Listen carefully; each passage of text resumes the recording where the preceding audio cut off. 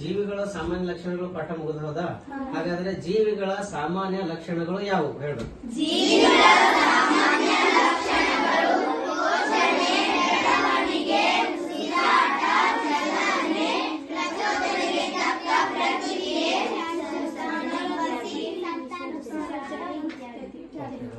ಹಾಗಾದ್ರೆ ಈಗ ನಿಮ್ಗೆ ಚಲನೆ ಪಾಠನ ಮುಗಿದದ.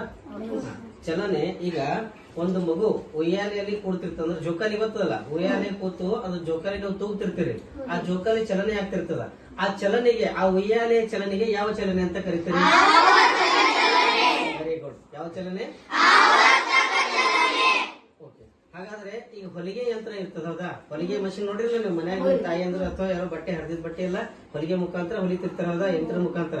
ಆ ಯಂತ್ರದ ಸೂಜಿ ಇರ್ತದಲ್ಲ, ಅವ್ರ ಕೆಳಗಡೆ ನಿಮ್ ತಾಯಿಯರ್ ಅಥವಾ ಕಾಲಲ್ಲಿ ಒಂದು ಇದು ಪ್ರೆಸ್ ಮಾಡಿದಾಗ ಸೂಜಿ ಏನಾಗ್ತದ, ಮೇಲೆ ಕೆಳಗೆ ಹೋಗ್ತಿರ್ತದ. ಹಾಗಾದ್ರೆ ಆ ಸೂಜಿಯ ಚಲನೆ ಯಾವ ಚಲನೆ? Very good. ಆವರ್ತಕ ಚಲನೆ. Nice, very good.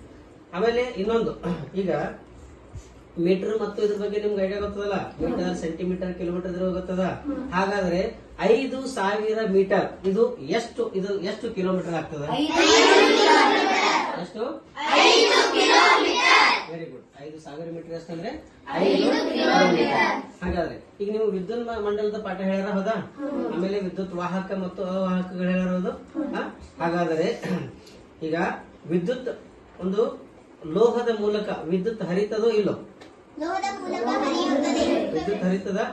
ಯಾಕೆ ಹರಿತದಪ್ಪ ಅಂತ ಹೇಳಿ ನೋಡಿ, ಯಾಕೆ ಹರಿತದ? ಲೋಹದ ಮೂಲಕ ವಿದ್ಯುತ್ ಹರಿತದ. ಯಾಕ? ಲೋಹವು ವಿದ್ಯುತ್ ನ ವಾಹಕವಾಗಿದೆ ಹೌದಲ್ಲ? ಹಾಗಾದ್ರೆ ಒಂದು ಥರ್ಮೋಕೋಲ್ ಪೀಸ್ ಅದ.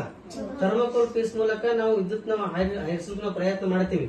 ಅದು ಥರ್ಮೋಕೋಲ್ ಮೂಲಕ ವಿದ್ಯುತ್ ಹರಿಯೋದು ಅಥವಾ ಇಲ್ಲೋ? ಥರ್ಮೋಕೋಲ್ ಮೂಲಕ ವಿದ್ಯುತ್ ಹರಿಯೋದಿಲ್ಲ. ಯಾಕೆ ಹರಿಯೋದಿಲ್ಲ? Very good. ವಿದ್ಯುತ್ ಅವಾಹಕವಾಗಿದೆ ಹೌದಾ?